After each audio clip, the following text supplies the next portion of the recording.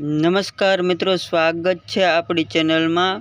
સુરતના પ્રભાબેન પટેલની પરિસ્થિતિ નબળી હોવાથી મદદ કરવા નમ્ર વિનંતી. સાંભળો આ બેનનું કોલ રેકોર્ડિંગ મનસુખભાઈ રાઠોડ સાથે. હેલો ભાઈ જય ગુરુદેવ. જય ગુરુદેવ. જય ગુરુદેવ. ભાઈ તો કાલ મેં તમને ફોન કર્યો હતો ને પ્રભાબેન, હા હા કાલ સાંજે તો તમે મને 10 વાગે ફોન કરવાનું કીધું હતું ને. હા પ્રભાબેન, આપણે ક્યાંથી?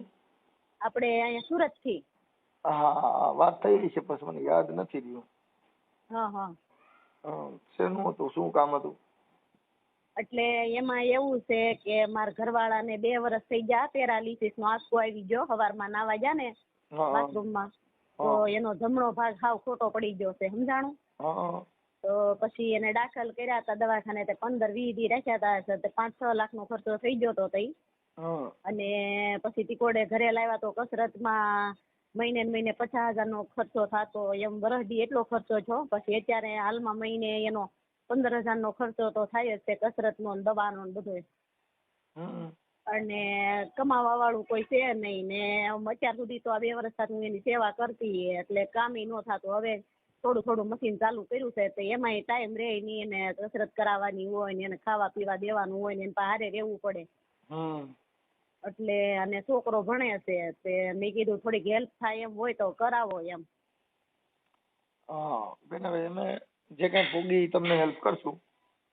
હા પણ અમારા મિત્ર સર્કલ નું જે ગ્રુપ હોય ને આપડા યુટ્યુબ નું, એમાં કદાચ તમારા ઓલા બેન ને નહોતા, સાણંદ વાળા બેન ને, દરજીના બેન ને ફી ભરવાની હતી છોકરાની, ભરી દીધી હતી. ત્યાં સુરતના જે ભાઈ છે પટેલ, એને ભરી દીધી હતી. હા, તે ગ્રુપમાં તમે શેર કરવા માંગતા હોય મારો ઓડિયો તો કરો તો વાંધો નહીં. તમ તારે મને હેલ્પ થોડી ઘણી મળતી હોય તો. હા પણ બેન, હવે એમાં એવું છે કે આપણું તમારું આખું નામ શું છે? પ્રભાબેન ઘનશ્યામભાઈ વાટલિયા. વાટલિયા? હા. આપણે કઈ સમાજમાંથી બોલો? પટેલ સમાજમાંથી. લેવા પટેલ? હા. હા. મૂળ તમારું ગામ સુરતમાં જ હાલથી રહ્યો, પેલા ગામડું છે કોઈ? હાલ સુરત જ છે, 2 વર્ષોથી સુરતમાં જ રહી છું. કાંઈ વાંધો નહીં. એટલે આપણે શું અત્યારે આર્થિક પરિસ્થિતિના હિસાબે ફોન કર્યો છે? આર્થિક પરિસ્થિતિના હિસાબે, કારણ કે અત્યારે આપણે ઘરે કમાવા વાળું કોઈ ન હોય, છોકરા ભણતા હોય, ઘર ચલાવવું, છોકરો ભણાવવો ને આને દવાનો ખર્ચો સામો લાગે. અને 2 વર્ષ 7 દિનની કમાણી ઘરમાં ન હોય એટલે આપણેથી પોગાય નહીં ને.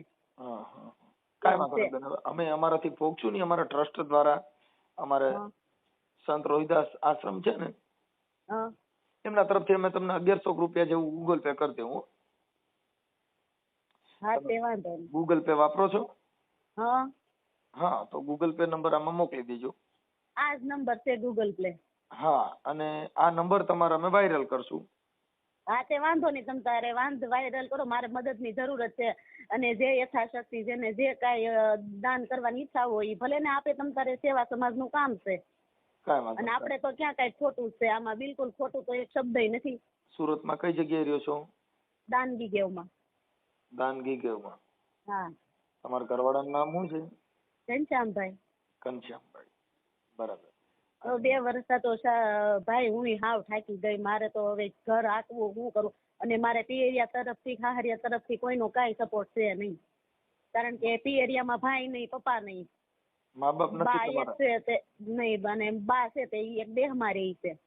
અને ઈ ભાઈ ની બાપુજી ની, એટલે એને તે હું વિધવા સહાય આવે ને એનું ઘર હાકે છે, એટલે આપણને શું મદદ કરે. દેશમાં ક્યાં ગામ રહે છે? દેશમાં કુંડલા. કુંડલા? હા. સાવરકુંડલા? હા. હા, બરાબર. તમારો ફોટો આમાં મોકલો બેન. આ ઓડિયો હું ચડાવું છું, જે તમને મદદ મળી રહે. એમાં ફોન નંબર તમારા નાખશું. હવે ફોન નંબર નાખીને એમાં એટલું ખ્યાલ રાખવાનું, કોઈ અમુક સારા માણસો ફોન કરશે.